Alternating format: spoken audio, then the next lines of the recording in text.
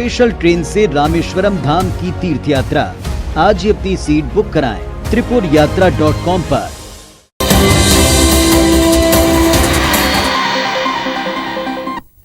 नमस्कार, आप देख रहे हैं IBC 24। मैं हूं आप सभी के साथ रचना नितेश। और पूरा दिन बीत जाने के बाद एक ऐसा बुलेटिन जो 24 मिनट में आपको ये बताएगा कि मध्य प्रदेश में आज क्या कुछ खास हुआ। ना एजेंडा, ना शोर शराबा, बात आपके सरोकार की, खबर आपके काम की। तो चलिए हम आपको बताते हैं कि मध्य प्रदेश में आज क्या कुछ हुआ है।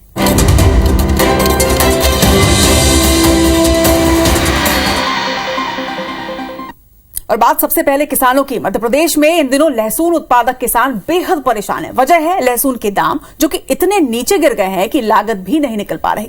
बीते दिनों धार के नागदा का एक वीडियो भी वायरल हुआ था जिसमें किसान अपनी लहसुन की फसल के सही दाम नहीं मिलने पर लहसुन की बोरियां नदियों में फेंकते नजर आ रहे हैं। देखिए इस पर एक रिपोर्ट।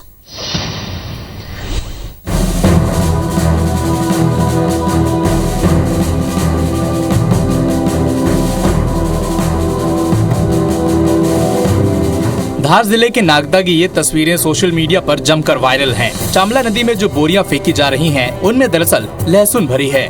वो लहसुन जो सीजन में ऊंचे दामों पर बिकती हैं, लेकिन मौजूदा सीजन में उसके दाम कौड़ियों पर हैं। लिहाजा किसानों को भारी घाटा हो रहा है। लहसुन तो अभी 1 रुपए 2 रुपए किलो में, और कुछ लोग जगह तो बिक भी नहीं रही है। जो वाहन करके ले जाता है किसी को तो जेब से देना पड़ रहा है। रकबा भी काफी बढ़ गया, प्लस अपने एडजॉइनिंग एरिया जो है मंदसौर गार्लिक का है, तो आवक काफी ज्यादा हो रही है। यही हाल शाहजहांपुर के लहसुन उत्पादकों का है। किसानों को लहसुन मंडी तक पहुंचाना भी महंगा पड़ रहा है। जाहिर है घाटा काफी है। लहसुन की स्थिति यार फेंकना पड़ेगा, भाव नहीं कहते 400 500 रुपया क्विंटल में क्या बचा। प्रोडक्शन ज्यादा है लहसुन का, अवेलेबल अधिक होने से कुछ रेट गिरे हैं, दूसरा बाहर डिमांड नहीं होने से रेट गिर रहे हैं। किसान किसी भी फसल के लिए काफी मेहनत करते हैं।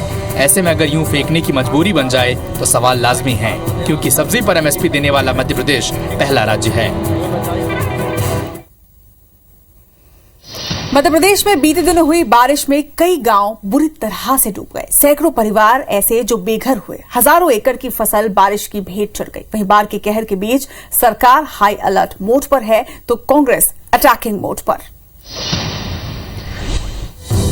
MP में बाढ़ से हुई तबाही से उबरने की तैयारी सरकार ने शुरू कर दी है। रायसेन, विदिशा, गुना, सीहोर, छिंदवाड़ा, बालाघाट, भिंड, मुरैना और राजगढ़ में फसलों को भारी नुकसान पहुंचा है। CM ने बैठक लेकर अफसरों को जल्द नुकसान का सर्वे कर पीड़ितों को मदद देने के निर्देश दिए। युद्ध स्तर पर सफाई करके सिल्ट जो जमा है उसको हटाना, शुद्ध पेयजल की आपूर्ति बहाल करना, बिजली की को बहाल करना, घर में रखे सामान का भी सर्वे करेंगे। कांग्रेस राहत कार्यों पर सवाल उठा रही है तो सरकार इसे कांग्रेस की टंगड़ी अड़ाकर सियासत करने की कोशिश बता रही है। फोटो ऑप तो ऐसा है, कहीं बाढ़ आ गई तो कहीं नाव में बैठ गए, कहीं जैकेट लगा लिया। सही तरीके से कोई चीज नहीं कर रही। टंगड़ी अड़ाकर अपनी राजनीतिक रोटी सेकने की कोशिश कर रही कांग्रेस के एक नेता का नाम बता दीजिए जो बाढ़ प्रभावित क्षेत्रों में गया हो। दूसरी तरफ श्योपुर के डूब प्रभावित क्षेत्रों में अब भी दिक्कत है, जहां राहत के काम जारी हैं। CM शिवराज ने अधिकारियों को 24 घंटे मॉनिटरिंग के निर्देश दिए हैं।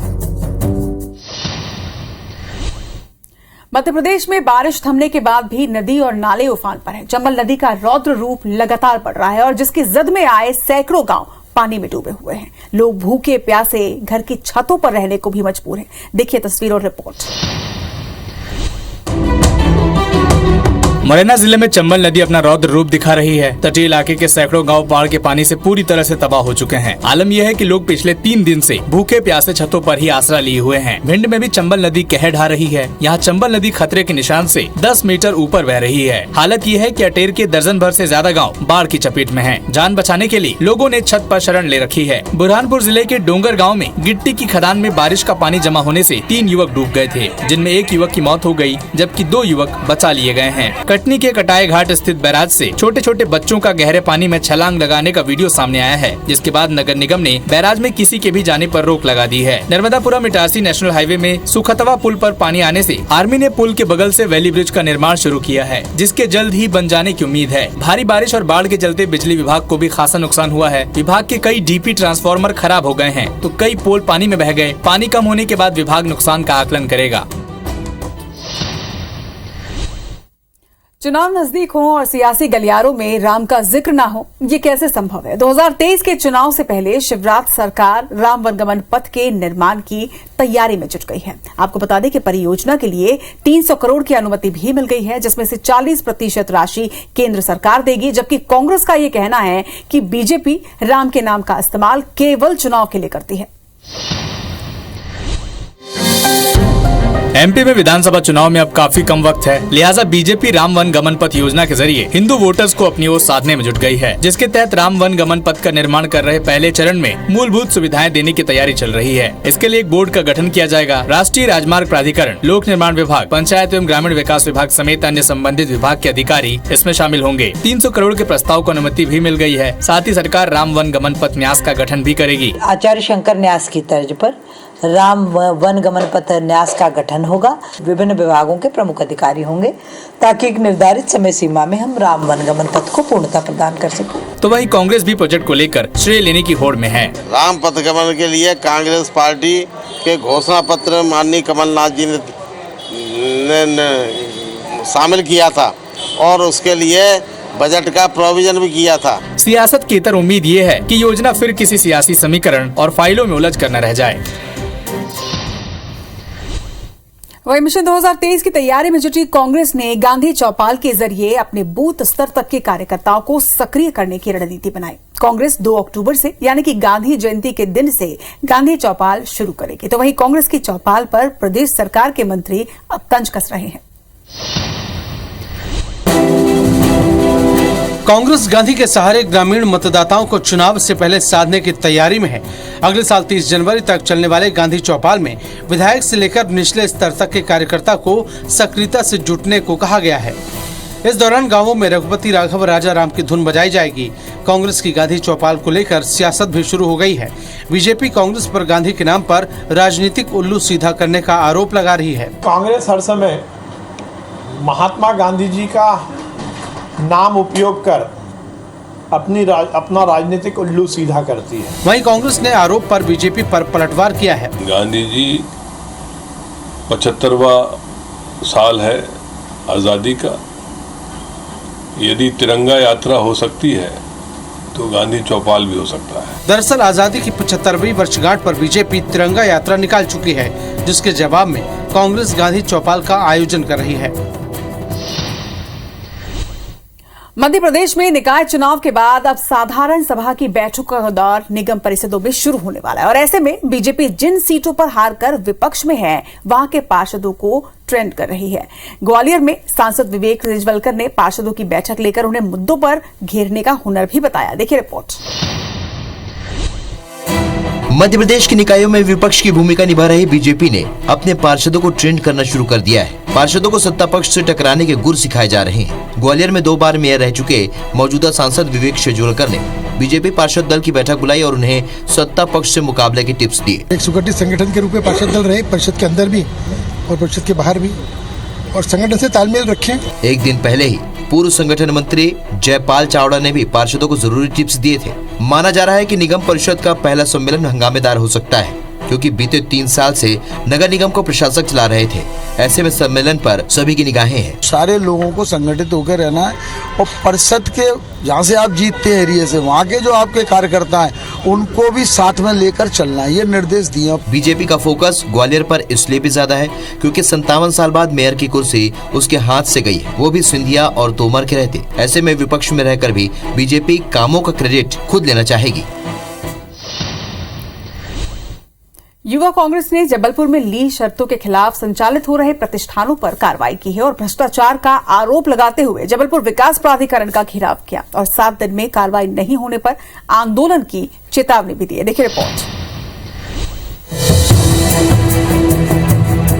जबलपुर में लीज शर्तों के खिलाफ संचालित हो रहे स्कूल, कॉलेज, हॉस्पिटल जैसे प्रतिष्ठानों पर कार्रवाई की मांग करते हुए युवा कांग्रेस ने आज जबलपुर विकास प्राधिकरण का घेराव कर दिया और मामले में युवा कांग्रेस ने भ्रष्टाचार के आरोप लगाए हैं। दरअसल जबलपुर में सैकड़ों ऐसे व्यावसायिक प्रतिष्ठान रहवासी लीज पर संचालित हो रहे हैं। कांग्रेस ने 7 दिन में कार्रवाई नहीं होने पर आंदोलन की चेतावनी भी दी है। जबलपुर शहर में बहुत जगह पर विस्तृत रूप से है जिनके भूखंडों पर अभी भी लीज को लेकर बड़े पैमाने पर भ्रष्टाचार हो रहा है। कार्रवाई नहीं होती तो हम उग्र आंदोलन के लिए बाध्य होंगे। नियमों का उल्लंघन करके लगातार किसी ने छोटी दुकान खोल ली, किसी ने कुछ, तो संख्या बढ़ती जाती है, कार्रवाई लगातार होती जाती है। मिशन मोड पे लिया जाएगा इसको कार्रवाई को और लगातार निरस्ती की कार्रवाई की जाएगी। आपको बता दें कि पिछले दिनों जबलपुर के न्यू लाइफ हॉस्पिटल में आग लगने से 8 लोगों की मौत हो गई थी।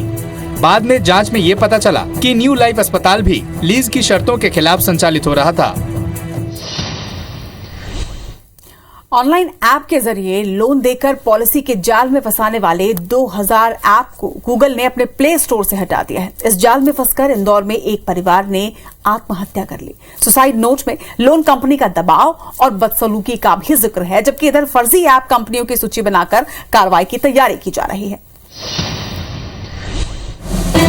केंद्र की सख्ती के बाद गूगल ने प्ले स्टोर से 2000 ऐप को हटा दिया है। एमपी में भी ऐसे ऐप कई लोगों को अपना निवाला बना चुके हैं। ऐप के जरिए लोन के जाल में फंसे इंदौर के एक पूरे परिवार की आत्महत्या का मामला भी ताजा है। अमित ने पत्नी और 2 मासूम बच्चों को जहर देकर मार डाला और बाद में खुद फांसी के फंदे में झूल गया। सुसाइड नोट में लोन ऐप के दबाव का भी जिक्र था। अमित यादव ये चारों ने सामूहिक सुसाइड किया। सुसाइड नोट मिला हुआ है, बताया कि उसके ऊपर कुछ लोन वगैरह था, इसकी वजह से उसने सुसाइड की। घटनाक्रम के बाद एमपी में फर्जी ऐप कंपनियों पर कार्रवाई की तैयारी है। अब गूगल ने ऐसे सभी ऐपों को अपने प्ले स्टोर से हटाने का जो निर्णय लिया है और एहतियात बरतते हैं कि इस तरह के अनाधिकृत ऐप किसी भी रूप में प्रयोग में नहीं लाए जाए। इसे तथ्यों की तह में जाकर के इसके कारणों को निकाला जाए, इसके लिए एक एसआईटी गठित की गई है। इससे पहले भोपाल में छात्र निशंक राठौर की खुदकुशी के पीछे भी लोन ऐप की ही वजह बताई गई थी। जाहिर है ऑनलाइन ऐप के मामलों को रोकने के लिए रिएक्टिव न होकर प्रोएक्टिव होने की जरूरत है।